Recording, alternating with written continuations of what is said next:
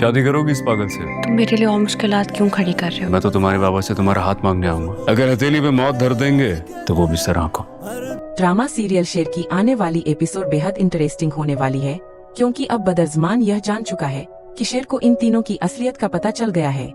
जल्द ही शेर इनसे अपना बदला भी लेगा, इसलिए बदरज़मान अब बड़ी और तगड़ी प्लानिंग करेगा। वह शेर से बचने के लिए शाहताज से शादी करने का फैसला ले लेगा, क्योंकि उसे पता है कि सिर्फ शाहताज ही उसकी मदद कर सकती है। बदरज़मान को शेर का एक बड़ा राज पता चल गया है और वह इसी राज का इस्तेमाल अपनी जान बचाने के लिए करेगा। सवाल यह है कि आखिर शेर का वह कौन सा राज है और शाहताज बदर से शादी करने के लिए कैसे राजी होगी। जैसे ही शेर वापस आता है, बदरज़मान और उसके बेटों को यह बात हजम नहीं होती। उन्हें अंदाजा भी नहीं था कि शेर ठीक होकर लौट आएगा। वे सोचने लगते हैं कि वह इतनी देर कहाँ था और उसे इनके बारे में कितना सच पता है। खाने के बाद बदरज़मान कहता है कि वह उसे कब से ढूंढ रहा था और यकीन नहीं हो रहा कि वह जिंदा है। उनका मानना था कि डॉक्टर फजर ने उसे अगवा कर लिया था और वह उसे जिंदा नहीं छोड़ेगी, लेकिन उसे सही सलामत देखकर उन्हें बहुत खुशी है।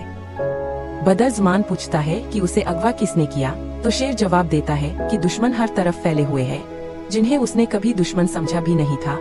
उन्होंने अपना असली चेहरा दिखा दिया। उन्होंने उसे बहुत तकलीफ दी, लेकिन एक मसीहा ने उसकी जान बचाई।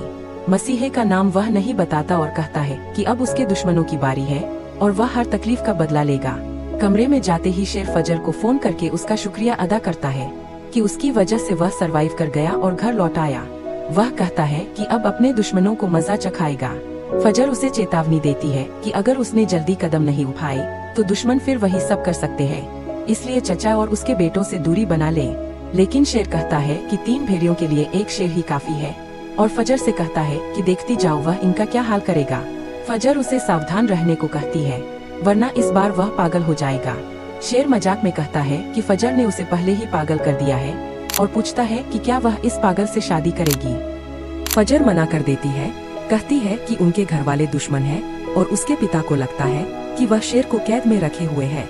अगर सच सामने आया तो उसका पिता उस पर भरोसा खो देगा और कभी यह रिश्ता मंजूर नहीं करेगा। शेर कहता है कि वह खुद उसके पिता से उसका हाथ मांगने आएगा और अगर वे उसे मार भी दें तो भी उसे कोई फर्क नहीं पड़ेगा। फजर घबरा जाती है, क्योंकि उसके पिता शेर के खून के प्यासे हैं और कभी उसे दामाद नहीं बनाएंगे।